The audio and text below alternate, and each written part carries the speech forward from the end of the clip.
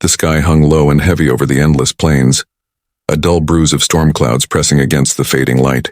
Wind swept across the tall grass in restless waves, whispering secrets of the past, of gunfire and grief, of hope buried in hard earth. Somewhere beyond the horizon, a woman rode alone.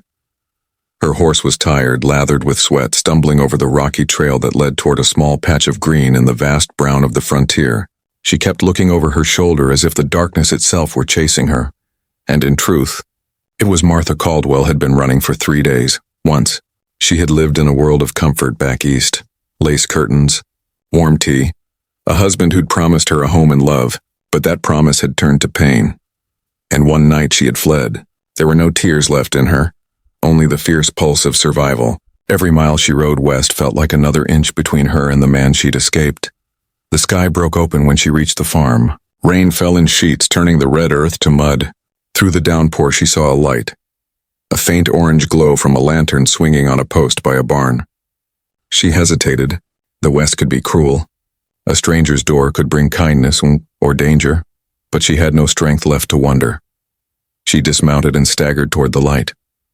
Her dress clung to her legs, her hands shook from cold and fear. When the door opened, she saw a tall man, broad-shouldered with the rough face of someone who had long ago made peace with loneliness. He looked at her without a word. "Please," she whispered, "I just need shelter for the night." He said nothing for a long moment. The rain hissed around them like steam. Finally, he stepped aside. "Come in." His name was Thomas Grant. He had once been a soldier, then a rancher, then simply a man who kept to himself. His land was poor but steady. A few cattle, a small field, a wooden house that had seen too many winters. People in town called him the ghost farmer, because he rarely spoke and never smiled. He watched her peel off her soaked shawl, revealing bruises along her arm. She caught him looking, but he turned away. "There's stew on the stove," he said. "You can warm yourself by the fire." She sat near the flames, her eyes fixed on them as though they could burn away her memories. He stood behind her, silent. Outside, thunder rolled like a drum echoing across the plains. After a while, she said softly, "Thank you, Mr. Grant. I'll be gone by morning." "Storm won't let you," he replied. She said nothing more. The night stretched long. The wind howled through the cracks in the old house. Thomas sat at the table, sharpening his knife, a habit more than a need. His eyes drifted toward her every few minutes. Something about her felt fragile but not weak. She was the kind of woman who had walked through fire and hadn't fallen. When she finally slept by the hearth, curled beneath a quilt, he watched the flames reflect on her face. There was beauty there, but also sorrow deep enough to drown in. The next morning, the world was white. Snow had come early, heavy, unrelenting. The storm had sealed the road in both directions. "You won't get far now," Thomas said as he poured her coffee. "Not for a few days," she nodded. "I'll help with chores if you'll let me. I don't want to be a burden." He looked at her for a long time, then nodded. So began their uneasy truce, a man of silence and a woman of secrets, bound together by a storm. As the days passed, Martha began to see the shape of his solitude, the way he cared for his horse before himself, the way he stood on the porch each sunset, looking west as if waiting for someone who never came. She asked him once if he had family. "Had," he said simply. The word hung in the air, final as a gravestone. In return, he never asked about her past, but sometimes when she thought he wasn't looking, she would stare out the window, her fingers trembling over the handle of a small locket she kept hidden beneath her dress. One night, when the fire burned low and the storm raged again, she spoke the truth aloud. "My husband was a cruel man," she said. "He took everything good from me and called it love. When I ran, I thought he'd let me go, but he sent men after me. One of them caught up to me outside Topeka. I thought I'd die that night." Thomas didn't move, didn't speak. "I killed him," she whispered. Silence. Only the pop of the fire. Then Thomas finally said, "You did what you had to." No judgment, no surprise, just truth. For the first time she met his eyes. Steady, quiet, honest. And in that look something changed between them. Not love, not yet, but something softer than fear and stronger than loneliness. The snow kept falling. The roads stayed closed. And with every passing day the space between two broken souls began to shrink. Yet outside, far beyond the white horizon, a rider was coming. A man with a scar along his jaw and a letter in his pocket bearing Martha Caldwell's name. He would reach the farm by nightfall. And when he did, the darkness she had fled would find her again. The snow had swallowed the land whole. By the third day, the wind had carved strange shapes into the drifts, hills that shimmered like frozen ghosts under the gray sky. Martha woke to the sound of the barn door banging in the storm, and the smell of wood smoke curling through the cracks of the cabin walls. For the first time in months, she had slept without dreams. Thomas was already outside when she rose. He moved with the slow, steady rhythm of a man used to hard labor, feeding the horses, breaking the ice on the water trough, clearing the path from the porch to the barn. His coat was dusted white with frost. Through the window she watched him work, his silhouette blurred by blowing snow. Something about his solitude drew her in, a quiet strength that neither demanded nor explained. She had known many kinds of men in her life. Men who talked too much, men who took too much, men who smiled only to hide the cruelty behind their eyes. Thomas Grant was different. His silence was not cold. It was patient, almost protective. When he came inside, the wind followed him, a blast of icy air that made the lantern flicker. "Storm's getting worse," he said, stamping the snow from his boots. "How long do you think it'll last?" she asked. "Could be days, maybe a week." She nodded, her hands wrapped around a chipped mug of coffee. Outside, the plains were invisible. It felt as though the whole world had been buried, leaving only the two of them in a fragile pocket of warmth and light. Thomas sat across from her. The firelight caught the rough lines of his face, scars of sun and years. He looked tired but not defeated. Martha wondered what grief had carved those lines. What story had driven him to live alone in a place that forgot the world existed? After breakfast, she insisted on helping. He tried to refuse at first, but she was stubborn. She followed him into the barn, pulling her shawl tight against the cold. The animals shifted restlessly in their stalls, breath steaming in the frozen air. As they worked, she spoke. Not much, just small words, small bridges across the silence. She told him about her horse, about the train that had carried her halfway across Kansas, about the way the stars had seemed sharper out here. He listened, never interrupting. She noticed that he never spoke of himself unless asked. And even then, his words were few.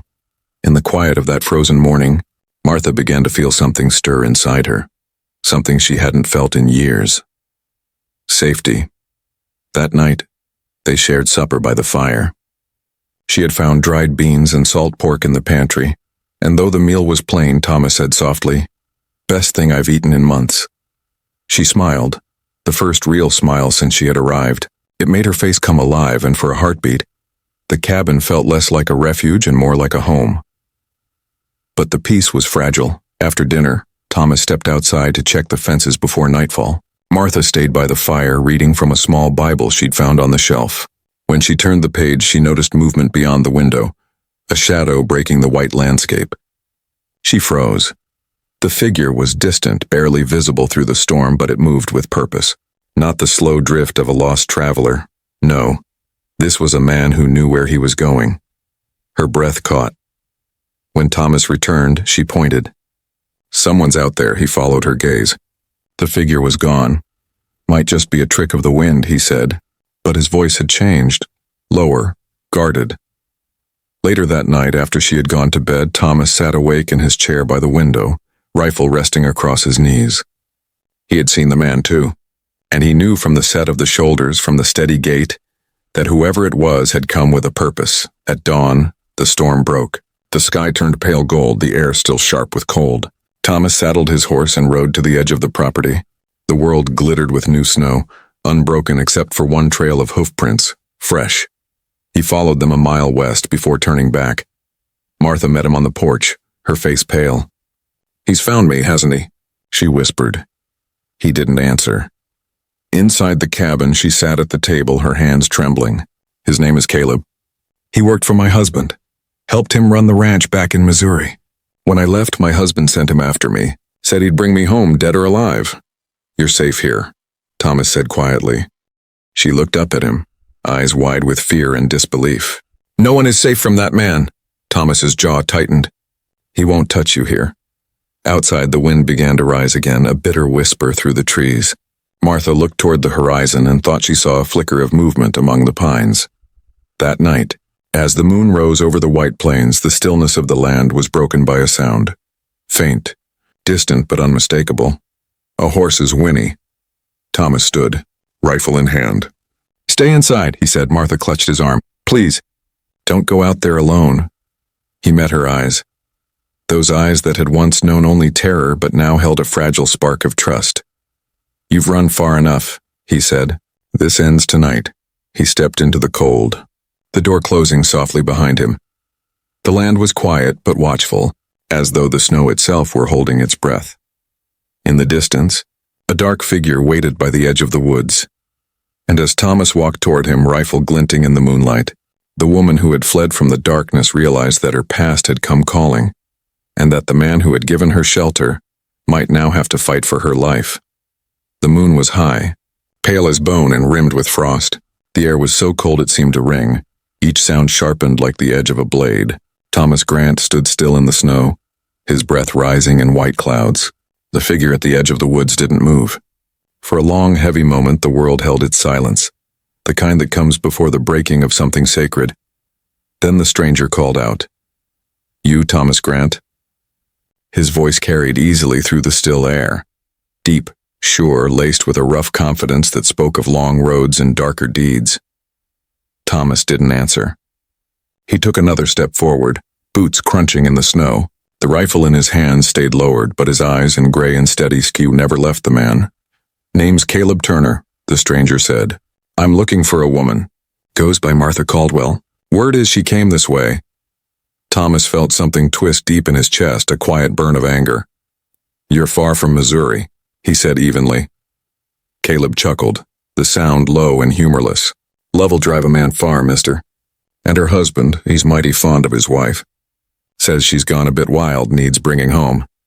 She's not yours to take." Caleb tilted his head. "So she's here." The two men stood facing each other, the cold wind tugging at their coats, the snow beneath them marked only by their prints. The silence that followed was thick, the kind that hums before violence. Thomas spoke first. "Turn back, Caleb." "Can't do that," the stranger said. "Her husband's paying good money, and I'm not the kind who leaves a job unfinished." A wolf howled somewhere in the distance, a lonely cry that echoed across the plains. It was the only witness to what was about to happen. Inside the cabin, Martha pressed her ear to the frosted window. She could see the faint shadows of the two men. Thomas standing tall, unmoving, and the stranger facing him, one hand resting on the holster at his hip. She gripped the edge of the table until her knuckles turned white. When Thomas finally raised his rifle, her heart stopped. "You take one more step toward this house," he said, voice calm as a prayer, "and you'll never take another." Caleb smiled, a slow, dangerous curl of his mouth. "So this is how it is. You hiding a runaway woman, farmer? Risking your neck for someone you barely know?" "She's under my roof," Thomas said simply. "That's all that matters." The wind carried their words away. And then a silence again, a flash of movement. A single shot split the night. Martha screamed. She ran for the door, but by the time she threw it open, Thomas was already walking back toward the house. Behind him, Caleb's body lay half buried in the snow, a dark stain spreading beneath it. Thomas's face was blank, his eyes like stone. She caught his arm. "You killed him." "He left me no choice." Her breath came in shuddering waves. She looked past him, to where the man lay still in the moonlight.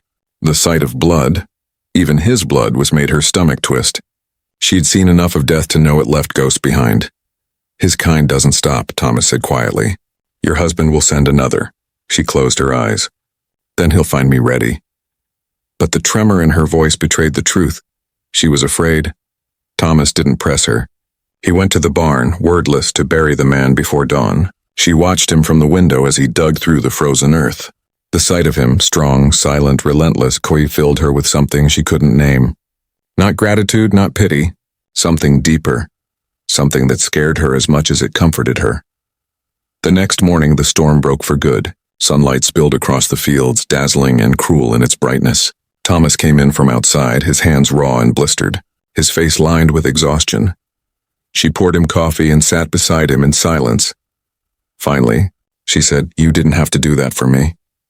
He looked up, eyes tired but soft. "Didn't have to. Wanted to. The words hung between them, heavy and dangerous. The days that followed were strange, quiet but charged. Martha moved through the small cabin as though it were her own, tending to the fire, mending torn shirts, sweeping the floors that had long been neglected.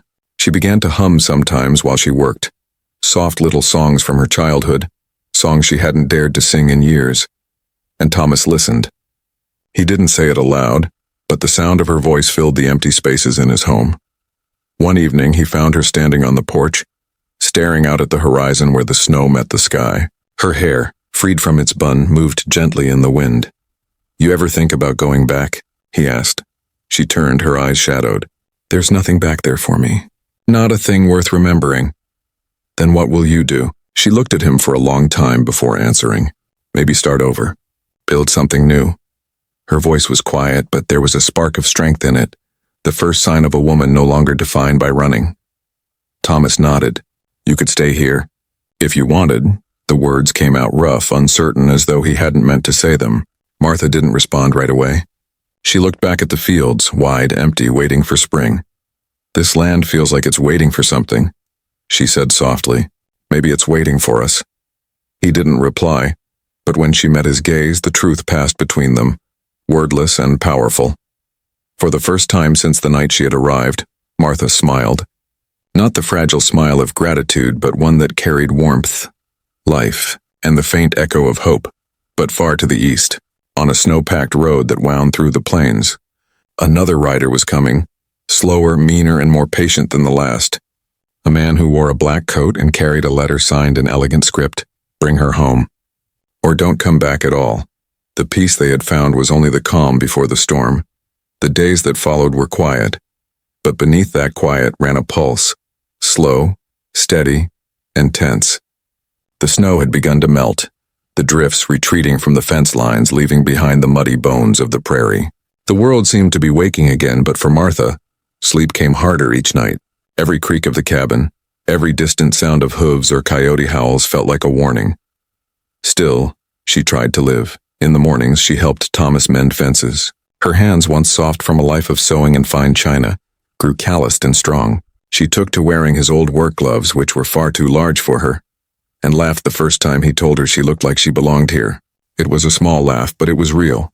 There were moments, fleeting, quiet ones, when the weight of her past seemed to lift. She'd watch him chopping wood in the yard, his breath clouding in the cold air, and something in her chest would ache in a way that felt almost like peace.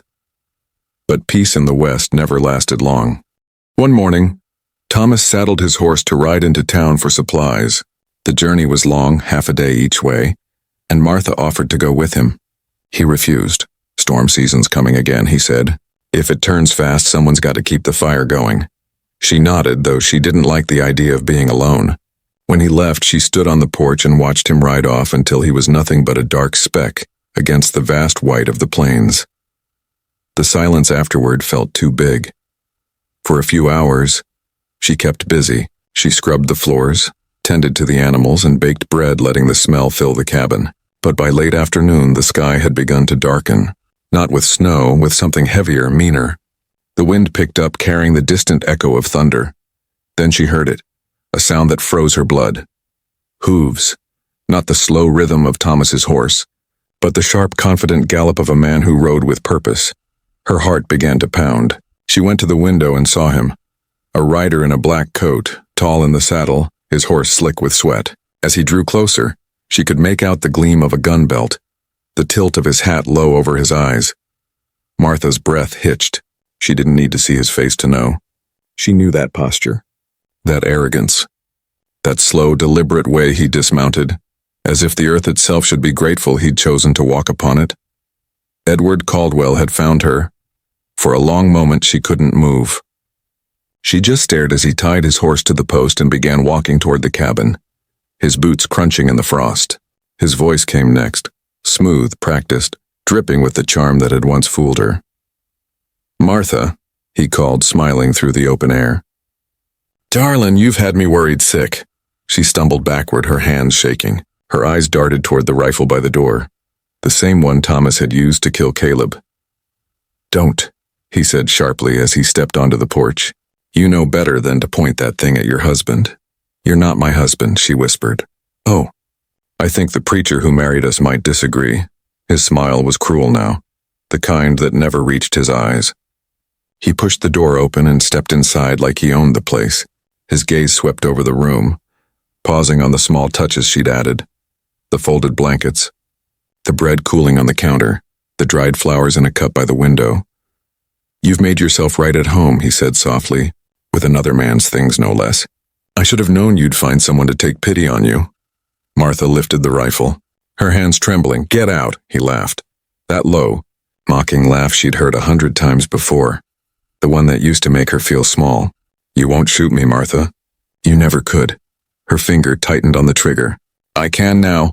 His smile faltered for the briefest moment, but he recovered quickly. If you shoot me, you'll hang for it. I'm a landowner, respected. People will believe me before they ever believe you. You'll be the mad woman who ran off and murdered her husband. She shook her head, tears burning behind her eyes. I'd rather hang than go back to you. For a heartbeat. They stood like that, and her shaking, him smirking. The air between them charged like a storm. Then a voice broke through the tension. Put the gun down, Edward. Thomas stood in the doorway, snow-dusting his coat. His face was calm, but his eyes burned cold. He must have seen the horses outside when he returned. Edward turned slowly, measuring the man before him. So this is the hero, he said with a sneer. The farmer who thought he could steal another man's wife. She's not yours, Thomas said. She'll always be mine. Not anymore. Edward laughed and took a step closer. You're welcome to try to change that. Thomas didn't move. You don't want to draw on me. You think I'm scared of a dirt farmer with a rusty rifle? No, Thomas said quietly. I think you're too stupid to see when a man's already dug his own grave. Edward's smile flickered. His hand twitched toward his holster. And in that instant, the room seemed to hold its breath. Martha screamed, the world exploding into motion. 2 shots rang out. When the smoke cleared, Edward was on his knees, clutching his chest. His pistol clattered to the floor. Martha stood frozen, the rifle slipping from her fingers. He looked up at her, his expression twisting between rage and disbelief. You'd let him kill me? He rasped. Her voice was quiet. You killed me a long time ago. He fell forward, face first into the dirt floor. The room was silent but for the ragged sound of Martha's breathing. Thomas lowered his gun slowly, his hands trembling for the first time. He looked at her, at the woman who had walked into his life carrying nothing but fear and found the strength to face her past. It's over, he said softly. She shook her head, tears spilling down her cheeks. No, it's just beginning. And in that moment, beneath the weight of death and the smell of gunpowder, Martha Caldwell finally stopped running. But freedom, in the West, always came at a cost. The sound of horses drifted from the distance. Multiple riders this time, moving fast, sheriff's men. And the blood on the cabin floor was still warm.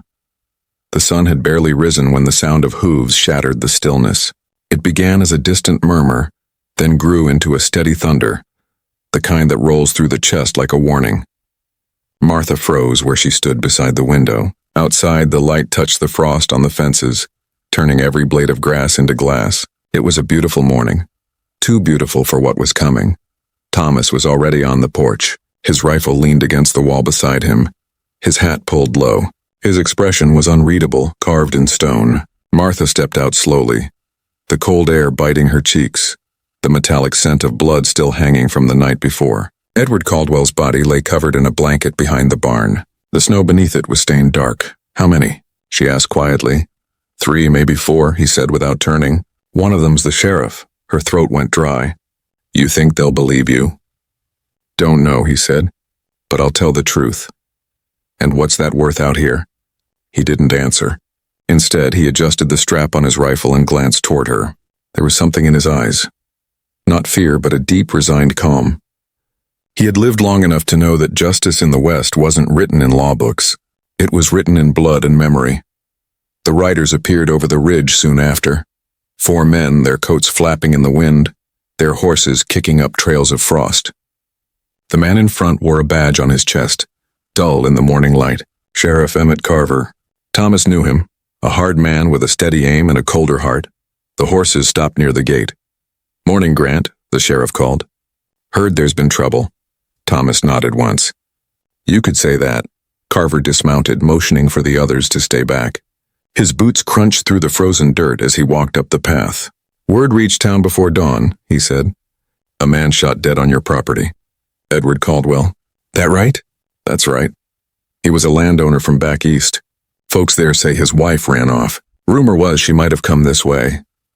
Martha stood still behind Thomas, the hem of her dress brushing against the porch boards. She could feel the sheriff's gaze flick toward her and then linger. You must be Mrs. Caldwell, he said. Her voice trembled, but she didn't look away. I was, not anymore. The sheriff tilted his head, studying her the way a man might study a snake, cautious but curious.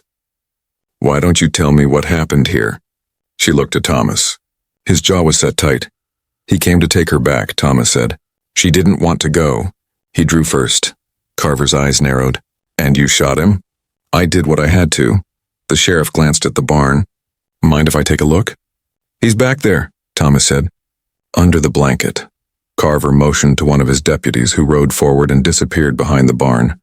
Silence followed, the kind that seemed to stretch forever. Martha's fingers twisted in her skirt. She knew what they would find. The bullet wound, the trail of blood, and the truth buried beneath both. When the deputy returned, he spoke low to the sheriff. Carver nodded and looked back at Thomas. 2 bullets, he said. Yours and hers. Martha's breath caught. Carver's gaze softened slightly, almost like pity. You fired 2, didn't you? She nodded slowly. He would have killed Thomas. He would have killed me. The sheriff let out a long breath, his hand brushing against his badge as though to remind himself what it stood for. Self-defense, he muttered. Looks like it, but there was hesitation in his eyes. The law's not simple out here, he said finally. Some folks back east and they won't see it that way. Caldwell had money and money has long reach. You'd both be wise to lay low for a while. Thomas met his eyes. How long? Long enough to make people forget, Carver said. Ride west. New Mexico, maybe. Start over. No one'll bother you there. Martha stared at him in disbelief. You're just letting us go? The sheriff turned his gaze toward the horizon. I've seen enough widows and graves to know when a woman's telling the truth. I ain't here to make another. He tipped his hat, then mounted his horse. As he rode off, his men followed without a word. Soon the sound of their hooves faded into the wind, leaving only silence, wide, empty, endless. Martha sank onto the porch steps. Her body shook, not from the cold, but from the weight of everything that had happened. It's over, Thomas said quietly. She looked up at him, her face streaked with tears. No, she whispered. It's just begun. The wind caught her hair and carried it across her face. The prairie stretched before them, vast and open, a land that had swallowed countless souls and birthed just as many new ones. Thomas reached down and took her hand. For the first time, she didn't pull away. We'll leave tomorrow, he said. Head south. I've got a friend near Santa Fe. Good land there. No one asking questions, and after that, he smiled faintly, the first true smile she'd seen from him. We build. She nodded, the tears still falling, but her voice steadier now.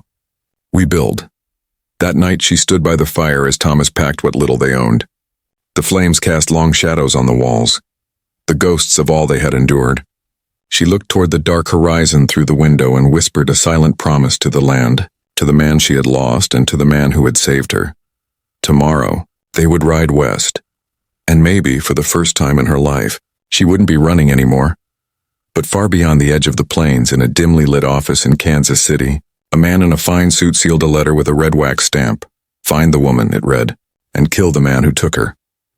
The dawn came soft and gold, spilling over the plains like honey. A low mist clung to the grass, and the air carried the faint scent of thawing earth. Winter had finally loosened its hold. The snow had melted into muddy rivers that snaked through the prairie, and the sound of life, of birds, of wind, of something growing again, filled the silence that had haunted the farm for months.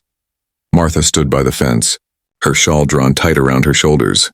Behind her, the cabin smoked gently from its chimney, and Thomas was inside, packing what little they owned, a few tools, a sack of flour, 2 rifles, and a worn leather book of psalms. Everything else they would leave behind. She looked at the land that had been their refuge, the barren field, the leaning barn, the lonely oak tree that had stood watch through every storm. This place had seen her at her weakest, her most terrified, and somehow it had also become the first place she had ever felt safe. Thomas came out carrying the saddlebags. "Horses are ready," he said. Martha turned. The light hit his face just so, catching the faint gray in his beard and the lines around his eyes. He looked older than he had a month ago, but there was peace in his expression, the kind that comes when a man has finally made peace with his ghosts. "You sure you're ready for this?" he asked. She nodded slowly. "I've been ready my whole life. I just didn't know where to start." He smiled at that, the corner of his mouth lifting. Small, genuine. "Then let's start now." They rode out together as the sun climbed higher. The land stretched endless before them, painted in gold and green. The air tasted new. For the first time in years, Martha didn't look over her shoulder. They traveled for days, moving south through the plains toward New Mexico. Sometimes they spoke. Sometimes they rode in silence, the rhythm of the horses filling the space between them. At night, they camped beneath the stars. Stars so sharp and close that they seemed to hum with life. On the fourth night, as the fire burned low, Martha said softly, "I don't know who I am anymore." Thomas looked across the flames at her. "You're alive," he said simply. "That's a good start." She smiled faintly. "Alive," she repeated. "Funny how that used to be enough. Out here it still is." She stared into the fire. "Sometimes I dream of the old house back east. The smell of roses after rain. The sound of the clock ticking in the hallway. And then I remember what it cost me to have those things." Thomas leaned forward, his voice low. "What you remember doesn't have to own you." The firelight flickered against his face. She saw the truth of it there. A man who had lost everything but still stood. Still fought, still built. For the first time, she reached across the fire and took his hand. Neither spoke again that night. By the second week, they reached the high desert. The land had changed. Red earth, scrub brush, cliffs that caught the sun and burned with light. They found an abandoned homestead near a stream and decided to rest there. "We could stay," Martha said as she knelt by the water. "Just for a while," Thomas nodded. "Long as you need," she smiled. "Then maybe we'll never leave." And for a time it seemed possible. They repaired the roof, dug a new well, and planted a small garden. Martha began to laugh again, real laughter, bright and strong. Thomas built her a rocking chair from old cedar boards, and she told him it was the finest gift she'd ever been given. But peace, like all things on the frontier, is a fragile thing. It came one evening as the sun sank low, painting the desert in fire. A rider appeared at the horizon, small at first, then growing larger with every passing minute. Martha saw him before Thomas did. The air seemed to turn colder. He wasn't dressed like a farmer or a traveler. His clothes were too clean, his coat too fine. When he reached the edge of their clearing, he dismounted and stood still, his gloved hands resting on his belt. "Thomas Grant?" he called out. Thomas stepped from the barn, the weight of his rifle heavy in his arms. "Who's asking?" "Name's Jonathan Pierce," the man said. "I'm here on behalf of Mr. Caldwell's estate." Martha froze. "The late Edward Caldwell," Pierce continued smoothly, "had certain affairs unfinished, debts, matters of inheritance, and a missing wife. She's not missing," Thomas said evenly. "She's here alive, free." Pierce smiled thinly. "Oh, I don't doubt she's alive. But I'm afraid freedom isn't something the law grants so easily, Mr. Grant." The Caldwells were powerful people.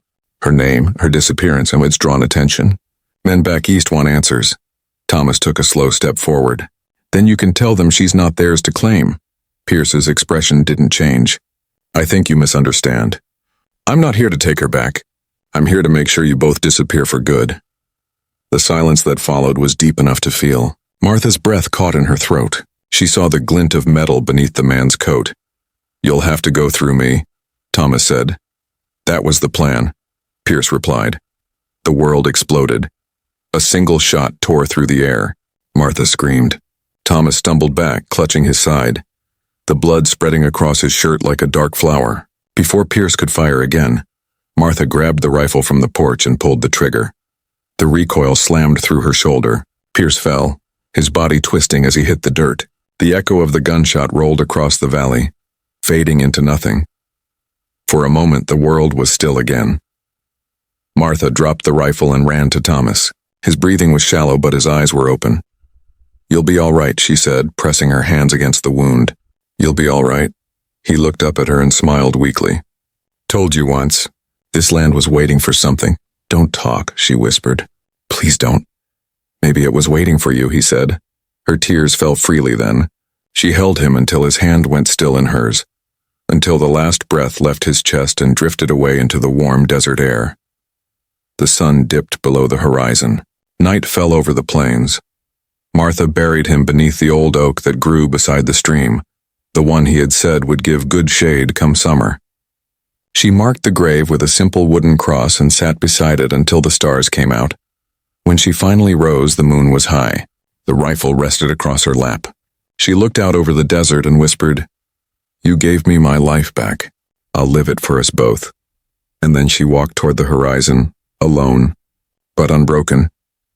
Behind her, the wind carried the sound of the plains and a long, low song of sorrow and strength, and the land, as always, watched in silence. The end.